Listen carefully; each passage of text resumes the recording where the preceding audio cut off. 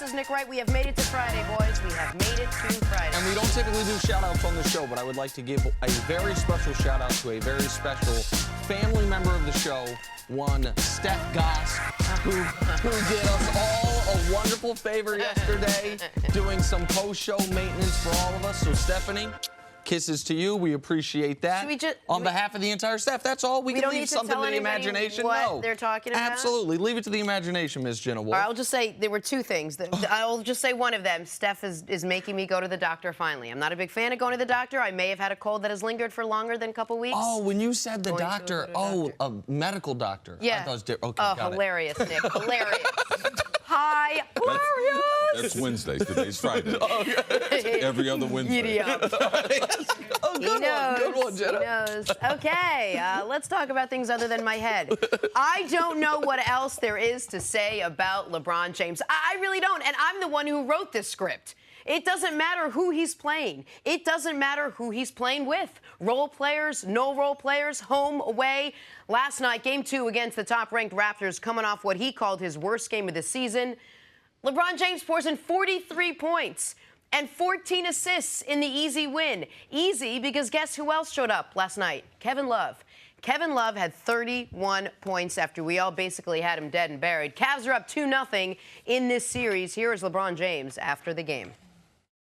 Well, I pretty much know that a scouting report on me is going to be to dare me to shoot jump shots, keep me out of the paint, not allow me to go to the free throw line. So over the course of my career, I've just tried to put a lot of work into other facets of the game to try to, neutralize that game plan. I worked extremely hard on my jump shot, and in a few years after my first year in Miami, I started to work on my post game and ways I can score in the post and be just very efficient.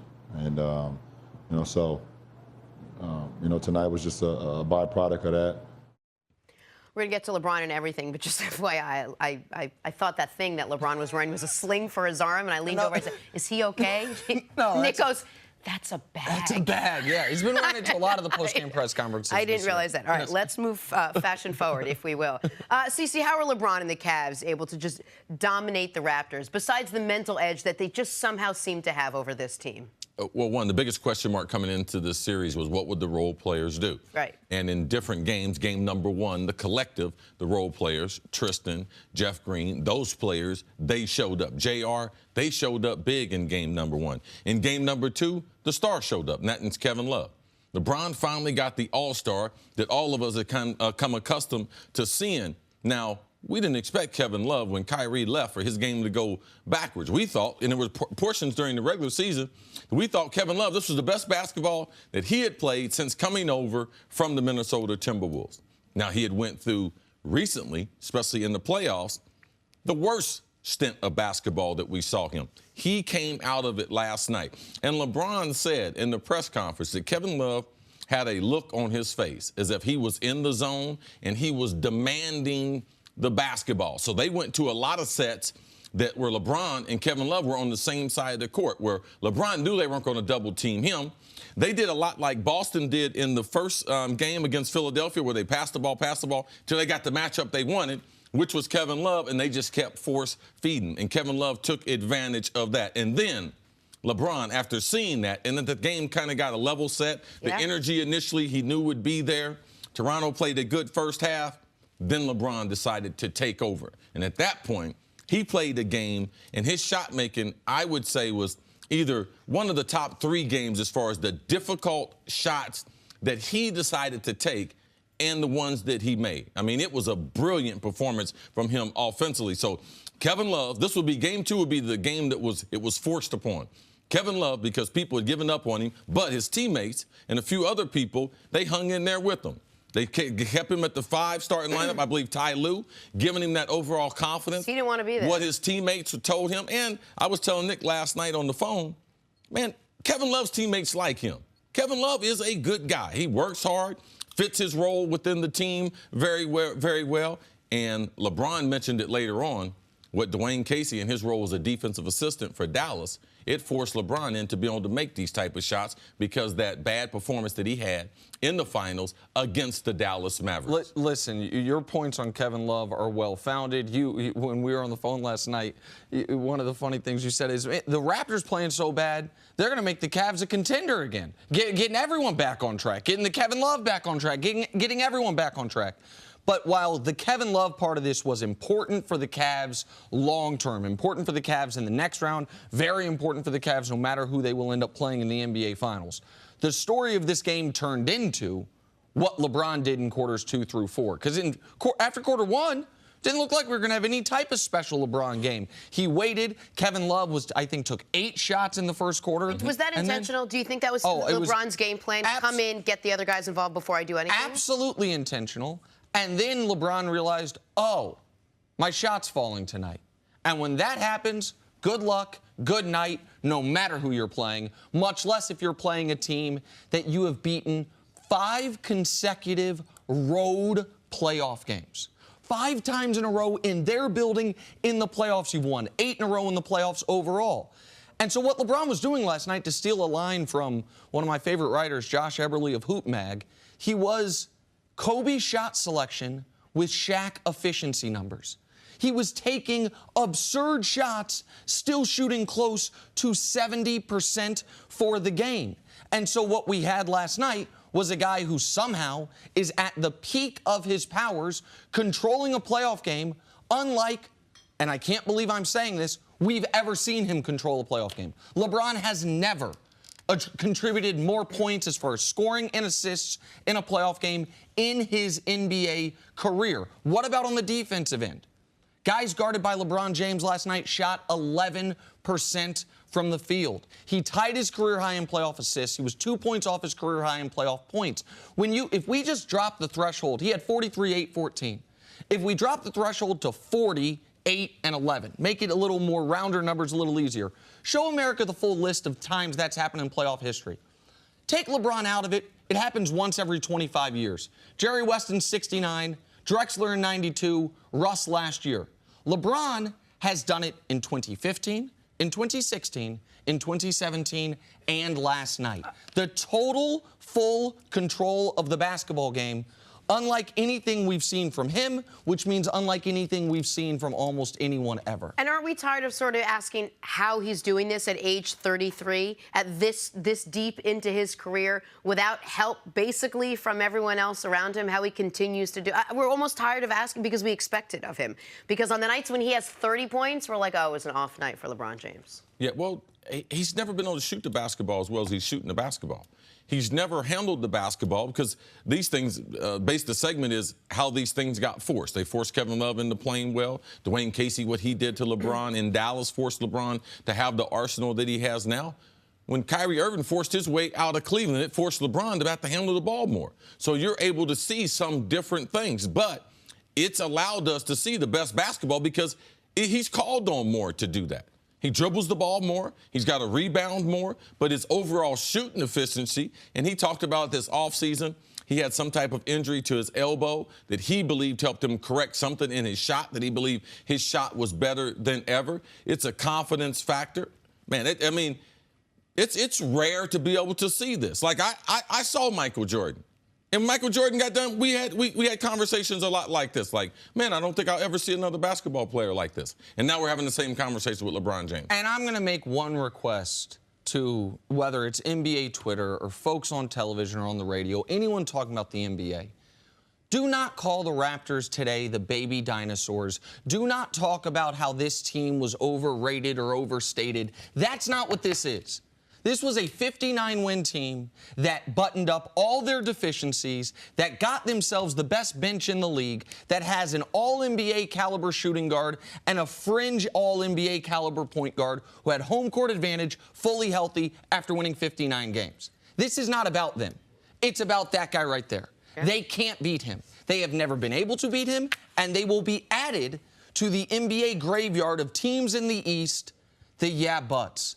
Just the way the Big Three era with the Celtics ended. Just like the Derrick Rose era with Chicago never got off the ground. Just like the 60-win Hawks went into tank mode 2 years after winning 60 wins. Just like the Paul George, Roy Hibbert, Indiana Pacers, now the DeMar DeRozan, Kyle Lowry, Toronto Raptors. A whole bunch of, oh, they could have done it. Yeah, they could have, but they had to go through this guy. And nobody's been able to go through this guy in this conference for a decade. And Cece, you touched on it, and we will touch on it more, the role that Kevin Love played last night and the decision Ty Lue made to play Kevin Love at the 5, which was obviously turned out to be a very good one. We'll get to all of that in just a bit, but coming up, was last night more about the Celtics being good or the Sixers being bad? Did you hear what happened in this game? Man. Next on First Things First. On to the Sixers and Celtics. Jaylen Brown, steal, dunk, and check out Gucci Mane rocking his jersey courtside. This is just flat-out hustle right here. This was a key play in the game. Jaylen Brown had just come into the game. I don't know what Sarge was thinking about. I totally agree with you, see. And how do you do this with a sore hamstring?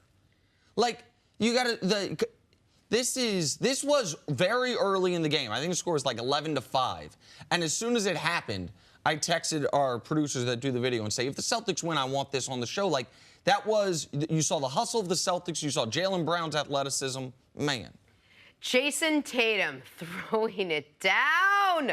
Not only was this good, this was critical. This was a tight point in the game. And the game could have gone either way. The Celtics decided to run late in the game, got them some easy buckets, and Tatum was spectacular.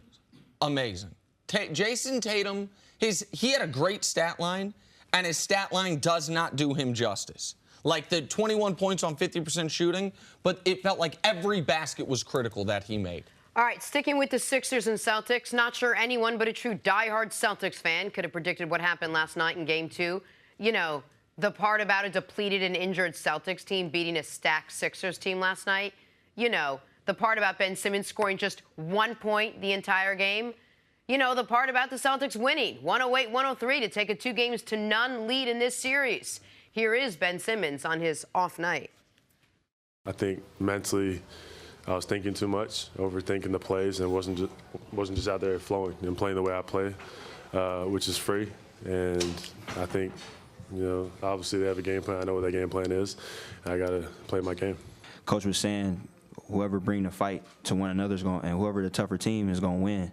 And they definitely punched us in the mouth at the beginning of the game, and we just had to bounce back and get things together. I'm going to have bad games. It happens. Obviously, it's not the perfect timing, but you head home now. We got 2 home games that we need to take care of and handle business. We got the team to do it, the coaching stuff, and just got to go do it.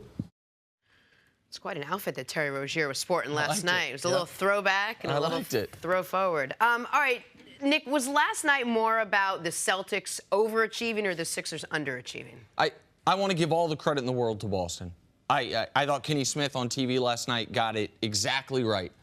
I've never seen a team where the players seem more interchangeable, where you lose Kyrie Irving and Terry Rozier gives you 95% of the production Kyrie Irving was giving you. I've never seen that, where you lose Gordon Hayward 7 minutes into the year, and by the end of the year, Jason Tatum is giving you everything you could have hoped Gordon Hayward would be giving you. That when Marcus Smart went down earlier, Semi Ojeleye steps in and plays that role as well as he can. So Boston deserves an enormous amount of credit from the coach, the GM, to the coach, to the players who have to go out there and execute, and they're undefeated at home these playoffs, so maybe we should have seen them starting off this series well. But the other side of this is, and this is the concern for Philly, is the point C's been making all year long, which is Ben Simmons, as great as he is, he's going to need to learn how to shoot. Well, Boston... Oh, no, that's not important in basketball. Oh, no, that's not important. Well, here's the thing. I don't think anyone's ever doubted that shooting's important, but we saw Ben Simmons over the course of the year be extraordinary, have an all-time rookie campaign despite not being able to shoot. Well, Boston has solved him thus far in these playoffs. They were -22 with Simmons on the court in a game that was only a 5-point game. So, like, the plus minuses can be misleading at times. But when the game's only decided by 5 points, and one guy on your team, when he's out there he played 30 minutes last night, you're outscored by 23, pardon me, not 22. Like, that's the story of the game. The offense ground to a halt when Ben Simmons was out there because of the way the Celtics are guarding him, and that is a concern for Philly no matter where these games are going to be played. Yeah, you can't concentrate on the individual during the season. Collectively, a team is trying to win one game. The scouting report is very, very limited. That's why the playoffs is totally different. So for me, this was the first time that Philadelphia looked like a young team. Not just because the result of the game, not because the way Ben did, but they had a big lead, and they tried to play at a pace. That's the only way the Celtics can get back in the game, is if Philadelphia keeps shooting hurried up, rush threes. And that's what they did to end the first half. Yep. Like, they just kept shooting shots, just unabated, not even realizing. At some point, you have to realize what the game is, the pace of the game. And they didn't think about that. That was the first time this playoff that I've seen that said, wow, that's a young team right there. There was another instance where the coach didn't call a timeout when the Celtics had a run. He thought they would play themselves out of it. But they're a young basketball team. Young basketball teams, it's hard for them to be able to play themselves out of a slump. So those two instances right there, and Ben Simmons and his inability to be able to get the ball in the bucket or play the type of game that they're playing, because Boston has decided this. He can shoot as many jump shots as he wants to. Right. We're going to overplay the three-point line for the other players.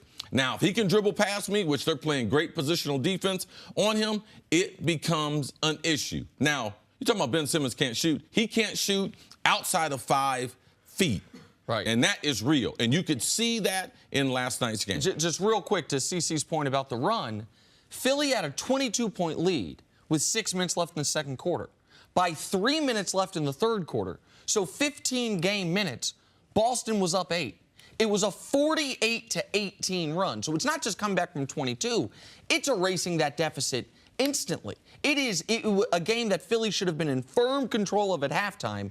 It was, I think, a 4 or 5 point game at the half, and then Boston had taken an 8-point lead. And they brought the crowd back. Right, they got the crowd back in, absolutely. I mean, they instantly erased what should have been. You're not supposed to blow 22-point leads in the playoffs, even if you have them early in the game. I want to ask you guys about Sixers head coach Brett Brown and his decision to put Ben Simmons back in when clearly T.J. McConnell was playing great and was far more productive for this Sixers team. Ben Simmons was clearly not playing great.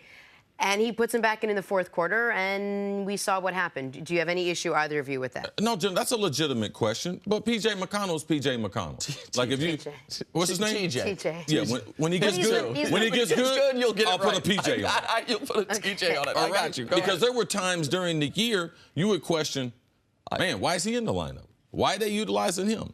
I thought Fultz would take build his spot. I thought he would play more in. Now, he did have a burst. He had 5 minutes where he was unconscious. He did help them out.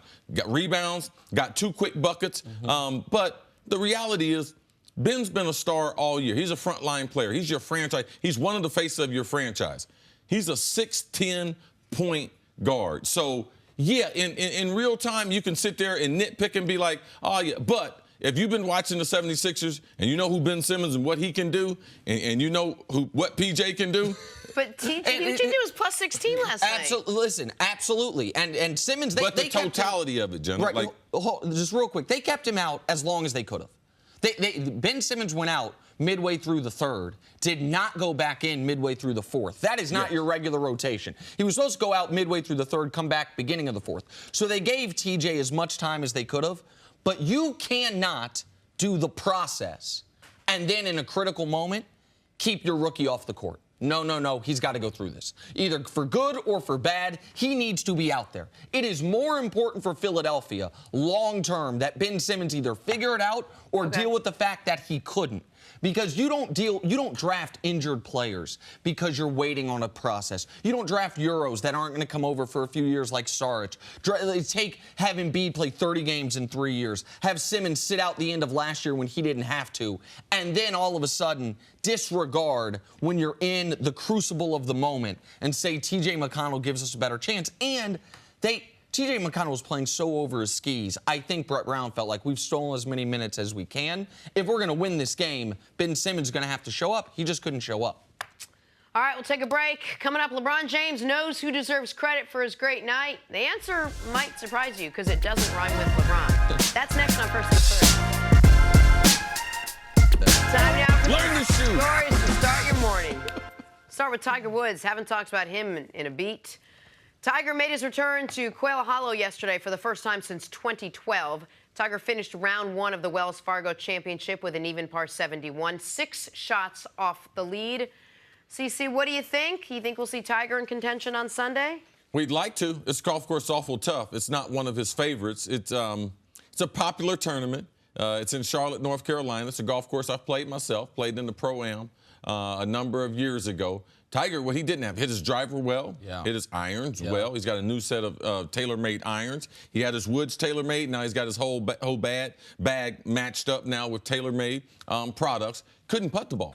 Couldn't get shortcuts. Couldn't putt the ball. He should have. He hit the ball well enough. He should have been 2 or 3 under par. There's 2 of the final 4 holes he had an opportunity for birdie and blew it with a bad putt. And he had a 15-footer for a birdie that ended up as a 3-putt bogey. Like, this is what we have seen with Tiger is it's yet to put it all together in one awesome round. Yesterday was, outside of putting, about as well as we've seen him play on this comeback. Earlier in the comeback, it was the putting had been saving him and so the iron and the woods were good, but the putting just wasn't there yesterday. Hey, the Knicks have reportedly hired David Fizdale to be their 11th head coach. 11th head coach since the 2001-2002 season. Fizdale will look to turn around a Knicks team that went 29-53 last year. Nick, Fizz wanted this job, waited for the offer. How much of an uphill climb does he have ahead of him now? Listen, they have the most important thing to have when you take a job, a superstar, or a potential superstar, I should say. Kristaps isn't there yet, but the trajectory, assuming he comes back healthy, is that of a superstar. Also, the Knicks, they have needed for quite some time a really good coach. I think Fizz is a really good coach. I think Fizz learned under the right people in Miami. I think Fizz got a short end of the stick in Memphis. I think he will do a good job there. I think the Knicks I think this is better than hiring Mark Jackson or Jeff Van Gundy. I think they hired the right guy. The question is, will they be able to get someone to pair up with Kristaps in what is all of a sudden a very competitive Eastern Conference? Yeah, I'm excited about what the Knicks management did with David Fizdale. But also now, let's pump the brakes. Let's just be a little patient because their star player they do have, because they do have a star in Porzingis. He's out. And he might miss a great portion of the 2019 season. Now, might not even come back, depending on how the team is doing. They have to be able to get another star, but you need someone like Fizdale to be able to get that started. And I believe he has a lot of respect with the players and them trying to draw a big-time free agent. Absolutely. Plus, he's got a great nickname, so. Yeah, absolutely. That's correct as well. Fizz. Finally, the Cavs took down the Raptors last night to go up 2-0 in this series. LeBron James looked unstoppable, finishing with 43 points, 14 assists. And according to LeBron, Raptors head coach Dwayne Casey, who was the defensive guru when the Dallas Mavericks beat LeBron's Heat in the 2011 finals, might be the reason why. Listen. I wasn't that good of a player in that series. I wasn't a complete basketball player. Dwayne Casey drew up a game plan against me in that 11 series in the finals when I played Dallas, to take away things that I was very good at and to try to make me do things that I wasn't very good at. So he's part of the reason why I am who I am today. It's interesting. Haven't heard that before. CC, what were your reactions to these comments? I think it's awesome. You need people like Casey that come in your path so that you are pushed to a level. And I like the fact that LeBron is so aware. Yeah. He's aware of where he was. He's aware of who he is. He's aware of what he needs to do. And he's improved his game at all aspects. You go back to high school. You sitting there, he's doing a high school interview on ESPN. Yeah. They asked him, what do you need to work on? Oh, I need to work on my jump shot. I got to make sure that my jumper is a lot better, at the next level. So he has done this maintenance on his game. And I love the fact that he's not walking away from the low point in his career. And even though he had that great game last night, he realized how he got to that point. And it was going through that low moment that he had that awful series against the Dallas Mavericks in the finals. And it was a great question, and it was a thoughtful, great answer. because a lot of people look at LeBron's career as if the fork in the road was the decision to go to Miami. I've never thought that. I've thought, at least with hindsight, the fork in the road was that Dallas series once he was in Miami. Because when he walked off the court after the Dallas coaching staff, as he talks about it there, made him do things he was not comfortable doing and not yet equipped to do. Up to that point in his career, he had won 2 MVPs. He'd had the 48 special game against Detroit. He was already considered the best basketball player in the world. But he had glaring holes in his game. He had, against the coach's wishes, his own coaches, refused to learn how to post up. He had not gotten comfortable doing the things that now he is so great at. And when he walked off the court from that moment forward, and I've said this time and again on this show, I believe what he's put together is the greatest 7-year stretch, consecutive years, in the history of the sport. Since he walked off the court in that series, we talked about it last week, he's played 13 elimination games. He's 10-3 with 12 30-point games. The one non-30-point game was a triple-double in Game 7 of the finals. He has added a new wrinkle to his game every single year. He is somehow in better shape now than he ever was, and it's about that series. I think LeBron James, maybe his statistical or his finals record is better if they win that series against the Mavs, but I don't think he's a better player. I think it's better. It was better for LeBron to have that moment. I disagree with you because he was going to have some other moments. LeBron has always been about improving. It was going to be that moment or it was going to be another moment because there was other moments that improved his game. Even after they won the championship, that's when he went to the low post. It wasn't out of defeat.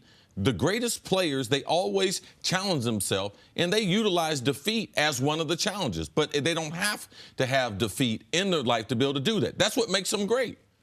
Go ahead, Jenna. No, I was just going to say, I'm finding what's going on in this postseason very refreshing. I'm learning more about LeBron. He seemingly wants to talk about how he's gotten here because more people want to ask him about it.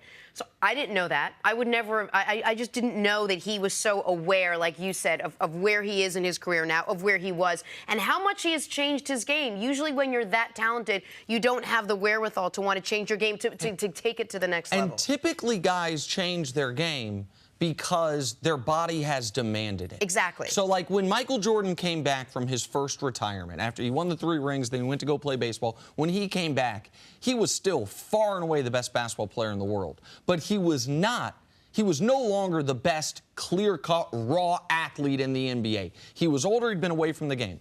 And he came back with that mid-range turnaround that was not a huge part of his game before, and it became the signature of his game for those final 3 rings. He evolved because his body demanded it. LeBron is showing us that athletically, he is, 90% of what he was 10 years ago. That as far as stamina, he is as good as he's ever been. And he is now just adding new layers to what he can do. I do think I don't want to say turning point, but I think the biggest moment was not just defeat, but a defeat that was, Cece, that defeat was on him.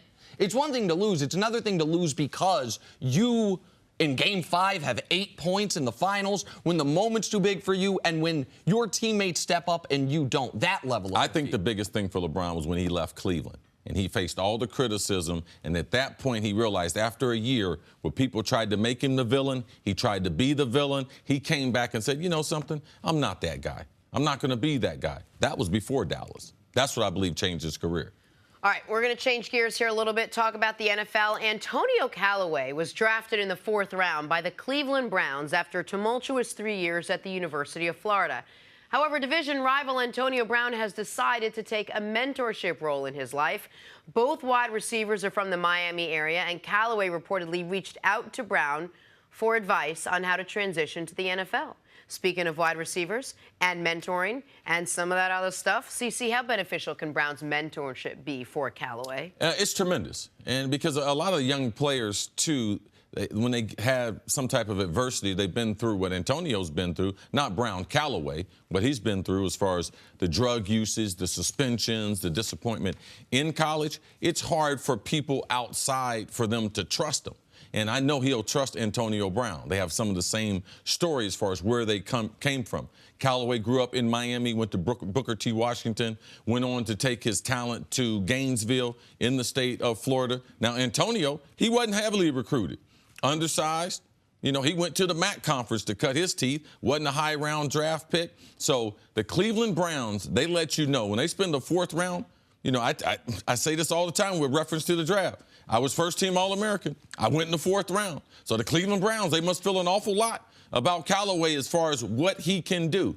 And Antonio Brown is doing what a lot of players have done in the league, and that's a brotherhood. We're going to look after the younger players. We're going to try to expose them to things so that they can walk down the path that we've gone down, so they can be successful on their job. The best training is being trained or mentored by someone who has done it and someone who doesn't want anything from you. So that trust factor is there. I think it's tremendous. I'm not surprised by Antonio. There's people don't know Antonio because he looks flashy. They would think that, oh, he'd be a guy that would be in trouble, but no.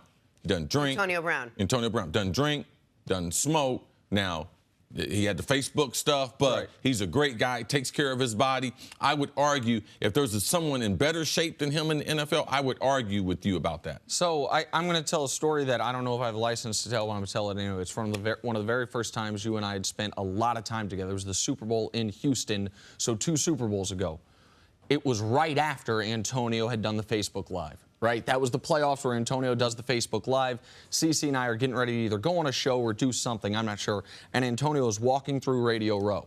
And Cece puts the microphone down, runs over to him, says something to him, comes back over. And I asked him, I was like, what was that about? He's like, I told him to call me. Like, I told him to call me. He's got a lot going on, all this talent, and he maybe needs a little maintenance. And so when I saw now that, because Antonio really, aside, I know he had the one sideline blow up, but like that stuff you guys know doesn't bother me that much.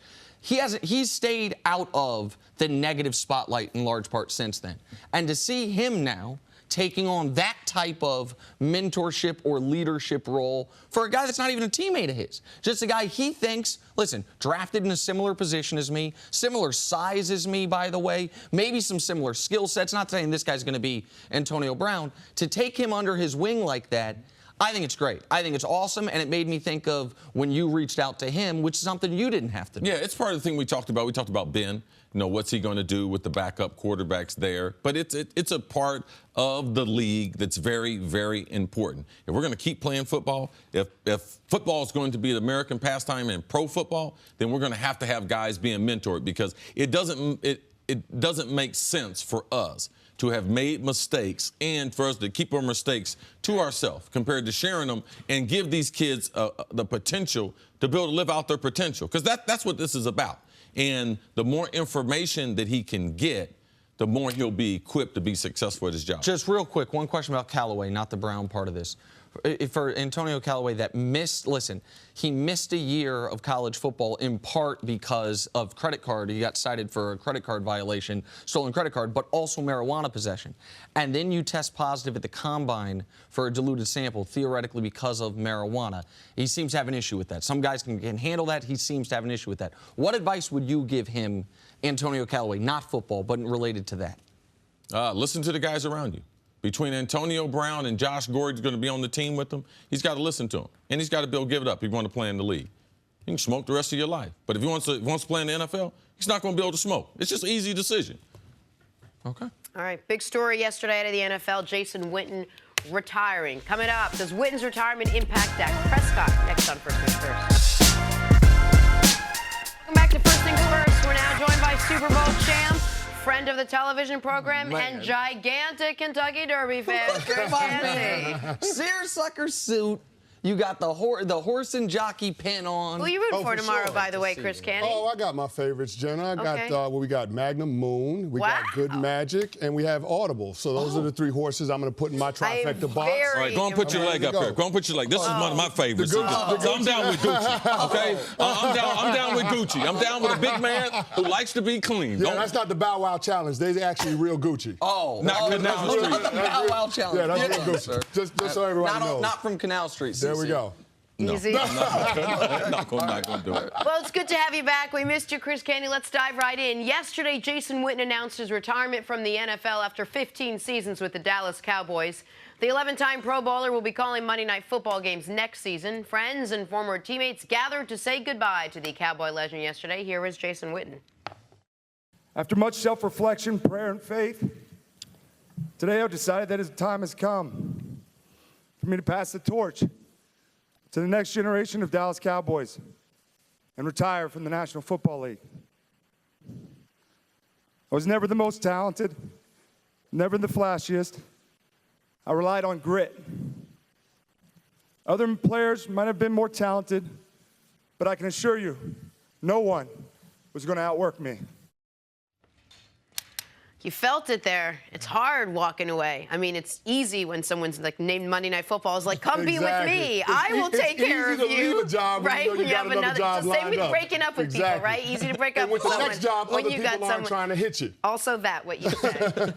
Is Dak Prescott, Cris Candy, is Prescott set up to succeed in his third season without Witten and without Dez Bryant? Well, here's the thing. I think the Dallas Cowboys have a way to be able to manufacture yards in the passing game. It's just not going to look like a traditional offense when we talk about how they're going to have to move the ball with the quarterback, Dak Prescott. I still don't think Dak has evolved to a volume passer from the pocket, but what I will say is with the guys that they acquired this offseason, Tavon Austin to go along with Cole Beasley, I think that they can put small guys in space in the short passing game, give them opportunities to make defenders miss, continue to move the chains that way. Short passes to be an extension of your running game because you don't have a vertical threat downfield. So you look at Allen Hurns, you look at Terrence Williams, the kid that they drafted, Michael Gallup, in the third round. I just don't see a guy that's going to take the top off of the defense. So in order to keep defenses honest, what they're going to have to do is play small ball and use the width of the field in their passing game and allow that to create space in the box for Ezekiel Elliott to get the run game going. Listen, I know we're making this about Dak, and understandably so, but the Cowboys' offense is going to,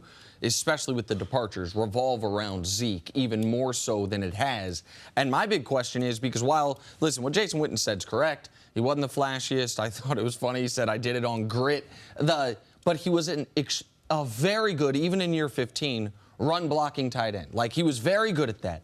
And are you going to trust a rookie tight end to be able to do that? Are you going to trust Jeff Swaim to be able to do that? When we know teams, even when you had Dez Bryant out there, were putting 8 men in the box, they're particularly going to do it if Allen Hurns is your most vertical threat as a wide receiver. How much is that departure going to hurt what the Cowboys do best, which is maul you up front? I know their offensive lineman will still be there, and Tyron Smith should be healthier than last year, but that to me is going to be harder to replace than 560 yards and 5 touchdowns in the passing game that Jason Witten is going to leave behind. Like, that to me is a big part of this as well. It is not the perfect setup for a guy going into his third year. Let's go with Jared Goff, and he's going into year 3, but looks how he struggled in year number 1. And what they did from an offensive coordinator standpoint, the athletes that they put around them, they went out and got a left tackle from Cincinnati. They put more talent. This is I say 99% of the players in the NFL are system players. Man, you need a good system, but you need some talent too. Yeah. Like, say, what would you rather have? A good system or talent? Give me the talent. All right? Now, I need a system. Yes, I'll acquiesce to that. Yeah, we need but, man, you need talented players. And they have talented players in the box. They have a talented tailback in the backfield. They do not have as much talent outside. So who does it affect the most? It affects the quarterback. So I expect Dak, the responsibility that will be put on his shoulder will be the most that he's seen since he's been in pro football. He's got less weapons. He's got less people that can do something with a mistake. Younger players make mistakes with the football. Great players erase the mistakes that quarterbacks are able to make, and they don't have that when they don't have Witten and they don't have Dez. CC, you're absolutely right. A lot of coaches use the adage, it ain't about the X's and O's, it's about the Jessies and Joes. And when you look at the receiving core, they just don't have enough guys that can make plays in and of themselves. So, again, I go back to the system that Scott Linehan is going to have to run with Dak Prescott. It's probably going to look a lot more like what he did at Mississippi State under Dan Mullins in terms of spreading the ball out and making sure that you have that dink and dunk passing game to complement the run game. Because, listen, everybody knows that the only way the Dallas Cowboys can beat you based on their personnel is by running the football. So you're going to get a lot of 7- and 8-man box looks from the defense. You got to have a way to offset that, or at least keep the defense from wanting to get in those looks. And I think the short passing game with those little quick guys is what's going to make the difference. That's the equalizer. I mean, Cris makes good points. And right now, they cannot throw the ball over top of the defense. They can't. They got a great offensive line. Dak would have enough time, but they don't have the type of weapons. And I just believe Tavon Austin is not an addition to your wide receiver He's corps. a running back. Yeah, he's an addition to what you're trying to do, sideline to sideline. He's an addition to your backfield, trying to get him out of the backfield, get him in a mismatch on a linebacker or on a safety. So defensive coordinators in the NFL, they're going to dare the Dallas Cowboys to throw the football. The Cowboys were so quick to move on from Des Bryant as if they knew Allen Hurns was their answer. If they knew, they said, we're going to be fine with Allen Hurns, because not that there's that much to do. They didn't do that much in the draft. There's not that much as far as free agency is concerned, at least the rest of the way. They seem to be okay with what Dak has. Well, I think they moved on from Dez because of some of the issues that were coming up in the locker room. I think that was more about team chemistry than a lack of production. Now, having a $16 million cap number didn't help Des Bryant, and that was probably the catalyst in his departure. But they didn't even ask him for less money. They didn't ask him to restructure, and yeah. I think that's because there were players and coaches that wanted to move on from Des Bryant. But when you consider that, along with the Jason Witten retirement, that's 132 catches that you had last year. The ball is going to have to go somewhere. It's got to go somewhere. It's over half of Dak's career pass attempts to those two guys. 430 times he's targeted those two guys. I want to say one thing about what the Cowboys did in the draft. The Cowboys 6 years ago, at this point 6 years ago, I think did a smart thing. Removed the draft from fully being in Jerry's hands, let Stephen Jones have more influence, let their actual, I don't want to say analytics, but their scouts and their smart people have more influence as far as, let's build this team up front. Let's spend high draft pick after high draft pick on the offensive line. And that has worked out really well for them. I wonder if in this draft, if they stayed true to that, a draft too long. Like, I'm not saying Leighton Vander Esch out of Boise isn't going to be a really good player as an inside linebacker, and I get it. With Sean Lee being as injured as he has been in his career, you get it. And Connor Williams, I thought he was a player who could go at the end of the first round. They got him in the middle of the second round. I understand the value there as well. But at some point, you do need some dynamic talent. At some point, you do need somebody who can go and scare a defense. And I get it that they were like, this is what we've done. This has been successful for us. But when you're sitting there at number 19 and you can take Calvin Ridley, and you can, even if you think his upside because he's 23 isn't as high, Calvin Ridley, to me, could walk in and, if he's the player I believe he'll be, by midseason be their best receiving option. The biggest problem with Calvin Ridley is he's not an X receiver. He's not a boundary receiver. He's a Z receiver, got to play to the field, and they got enough guys. And he's not a burner. You know, they got guys like that can run fast. Terrence Williams can run as fast as him, and he has the seasoning, and he is the typical Z receiver. So not necessarily a fit to what Dallas is trying to do. But Dallas got jumped in the second round by the Philadelphia Eagles when they were targeting Dallas Goedert. So that was somebody that they were looking to, especially after the news came out Thursday night, Friday morning, that Jason Witten was considering retirement. So they thought they had a plan going into the draft to be able to replace that production from Witten. But now you look at the tight end position for the Dallas Cowboys, and you got a bunch of guys. So they've got to figure out through scheme how to offset those two losses, Des Bryant and Jason Witten. Sidebar, too, that wasn't supposed to be leaked out there. The people Jason Witten working for, might have let that information go, and it didn't help his situation. That shouldn't be forgotten. like, listen, Jason Witten went to go work for ESPN. They obviously also have a news gathering arm of that. So that gets leaked out. I fully believe Philadelphia doesn't trade up in front of Dallas to go get that player if they don't have reason to believe Dallas needs a tight end. Right? So that wasn't the plan. It's not like it was leaked out to screw the Cowboys. But the end result was they might have missed out on a player they otherwise would have gotten if that information doesn't leak. A player's whose name is? Dallas. You love Dallas. Hope he plays really well this year. Just so I can keep talking about it. He better be good with that name in Philly. I'm telling you. Stick around. Don't go anywhere. Coming up, Matt Ryan got paid. But how much? Oh, all of it. That's how much. That's next on First Things. Back here at First Things First with Cris Canny. And man, it's a good day to be Matt Ryan. I mean, that is if money, job security, and fame are things you're into. The 2016 MVP quarterback signed a 5-year, $150 million contract extension with the Atlanta Falcons yesterday. However, only $100 million of that is guaranteed. Such a shame and a pity. They lowballed him. Poor house. Cris, are the Falcons a legit contender in the NFC? First of all, what'd you think of the deal?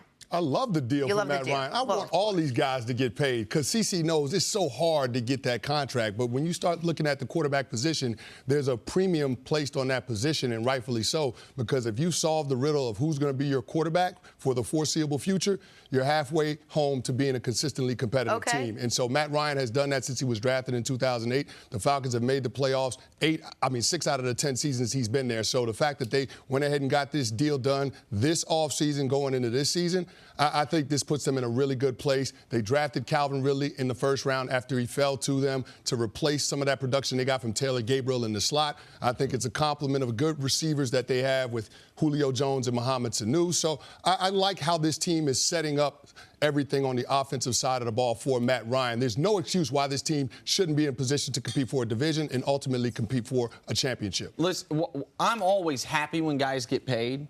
From a team perspective, I don't always necessarily think it's the right move. When Matt Stafford got his deal, I don't think Matt Stafford is good enough to take up that percentage salary cap and be able to win a championship. I think Matt Ryan is. I think Matt Ryan is absolutely a quarterback. Whatever the number is to keep Matt Ryan, when you have Matt Ryan, you pay him. And so if they did this a year ago, the number instead of being 5 years 150 probably would have been 5 years 135. And next year for the next one or for Aaron Rodgers, it's going to be even more. But this is, if you have a guy that you can win a Super Bowl with, and by the way, we know you can win a Super Bowl with Matt Ryan, even though they haven't won one. They were up 28-3 in the Super Bowl. In a year, they had one of the 8 most prolific offenses in NFL history. We know he's good enough. Yep. We know that the talent around him with Julio Jones is good enough. So, of course, you do this. And as the cap continues to go up, it won't be as onerous as it sounds right now at $30 million a year. It's still a huge number, biggest number in the league, but you got no choice. When you draft a quarterback in the top 5 like you did with Matt Ryan, the hope is he turns into Matt Ryan or better, and if that happens, you keep him. So the Falcons did what they had to do here. Can they contend in the NFC? They sure as hell should be able to. Yeah. NFC is the tougher of the 2 conferences, but the Falcons are one of the teams, I think they're in the toughest division in football. Could they win it? Sure. Could they finish 3rd? But that could put them in the playoffs in 3rd place, like it did for the Panthers last year. So I'm with it. Yeah, they're definitely a contender. Matty Ice has deserved this type of contract. The Falcons did a great job as an organization. They just built a new stadium. They got the Super Bowl coming there this year. A lot of positive things around it. Love their coaching staff. Their front office has kind of stabilized. So, this is reflective of the business of the National Football League. And Nick and I have these discussions about the quarterback, and with the cap being over $170 million, you can spend $25 to $30 million on a quarterback, regardless of what the rating you think they are. If you're trying to get a quarterback and you're not going to spend $25 million, you're going to get what you pay for. All right, so Nick can have his theory about that. The cap is high enough now that it's not disproportionate to pay a guy over $20 million to be your quarterback. And if you're trying to have a Super Bowl and you don't have one, you don't have no Super Bowl aspirations. Let me ask just one quick follow-up on this. When we talk about the Patriots, we talk about how when Brady makes $14 million, that's the ceiling that any other player can make. It's a couple million beneath that. When we look at this from a more global perspective, when quarterbacks are now making $30 million, does that mean, what does it mean for other positions? Wide receivers, are they now when Odell talks about $20 million a year, is that now something that actually is more realistic because the quarterback number is so high? Yeah, Odell's no different. Inflation. Antonio got $17 million. All right. The cap has gone up. The next guy, just like Antonio went over Julio went over Larry Fitzgerald. Yes, the next thing is Odell. It's easy to see a guy getting $20 million now. And a defensive player, a defensive end. Aaron Donald. Yes, that contract. Absolutely. So it reflects the economics of it all. Because you're okay, your theory about Matt Ryan, I wouldn't pay him that money. Well, Matt Stafford. Matt Stafford. Yeah. I can give you a theory. Man, I wouldn't pay a wide receiver $20 million. Yeah. Because that would eat up the cap. That argument is stronger for wide receivers. It reflects the business of the league. Everyone from Roger Goodell to all the owners, now into the players, they're benefiting from labor success, the TV contract, and it's reflected in a guy getting $150 million. He deserved that contract. No, he absolutely did deserve that contract. And to your point, these contracts are going to start to bump up with the salary cap moving up. But I think the increase at the quarterback position is going to be disproportionate to the other positions just because it's so important and they're so hard to find. You got pretty much a 50% bust rate of quarterbacks taken in the first round. But we just saw 4 teams take quarterbacks in the top 10 of this year's draft. 3 of those teams moved up to get those quarterbacks. So I think that shows you how valuable the position is, of course, in the NFL in today's game based on how they play today's game. Okay, so here's the list right now. Kirk Cousins had the previous record for annual salary, $28 million. Jimmy Garoppolo, $27.5 million. Matthew Stafford is $27 million. You have to wonder, what does this mean for Aaron Rodgers now? What kind of pay scale can he command when this is the kind of money that's going out for those 3 guys? I don't know what you think of Kirk Cousins, Jimmy G, who has yet to really prove himself, and Matthew Stafford on that line, Steve. Well, here's the thing. When a quarterback is about to get to the open market, they have the ultimate leverage. So those quarterbacks were scheduled to be free agents this offseason, and if they would actually get to the open market, they would command more money than their current contracts. So, I mean, when you look at Kirk Cousins' situation, it doesn't often happen when you see a quarterback get franchised twice and a team decide not to give him a long-term contract extension, but he happened to be the outlier, and that's why he got the 3-year, $84 million contract fully guaranteed. But as far as Aaron Rodgers is concerned, yeah, he's going to get paid a lot of money. If Matt Ryan got $30 million a year, I mean, it's not outside of the realm of possibility for A-Rod to get $33 million a year on a contract extension. I could see that happening. And when the general manager of the Packers came out earlier this week and said, we're going to get a contract extension done for Aaron Rodgers sooner rather than later, I think this deal was the first domino to fall in terms of being able to set the framework for that contract. Yeah, if I was Aaron Rodgers, though, I wouldn't be concerned with being the highest paid guy. Aaron Rodgers' legacy is going to be based on championships. Y'all can brag about it. Oh, Aaron got $35 million. If Aaron don't win no more championships, his legacy not going to change. So I wouldn't be. They're cash flow positive. They're the only publicly owned team. Aaron Rodgers can ask for whatever he wants to, but it's more important that he participates in free agency. If I was Aaron Rodgers, that's what I would be talking to the organization about. Man, spread this money around. Man, get me some weapons. I've only got so many years left to play. Can I ask you a quick follow-up on that? When you say it's more, for Aaron Rodgers, it's less about money, more about championships, is that the standard you hold him to because of how great he is? That a guy, Matt Ryan's an awesome player. We don't talk about Matt Ryan the way we talk about Aaron Rodgers. So Matt Ryan, go out, get all the money you can. But when you're talking about a legacy, like I don't think about Matt Ryan's legacy. You're talking about legacy is attached to great players. So is that why you do that with Aaron Rodgers? Because he's about where he is as all-time quarterbacks, things like that? Well, he's playing in the era where Tom Brady has 5 Super Bowls. I mean, what's Aaron Rodgers going to say? I left my career, I left Green Bay, I got, 1 Super Bowl? That's going to be his legacy? I wouldn't be concerned about the money. He's making plenty of money. His legacy's based on the field. They can't get any better players. He's going to be stuck winning 1 Super Bowl. Cris, thanks so much for hanging out with us today. I'm Jenna Wolfe, and thank you for listening to the First Things First podcast. Make sure to subscribe and tell your friends, family, and coworkers about the podcast, which, by the way, is available on iTunes and all your favorite podcast apps. You can catch a fresh new episode every Monday through Friday on FS1, starting at 6:30 a.m. Eastern, 3:30 a.m. Pacific. So long, everyone.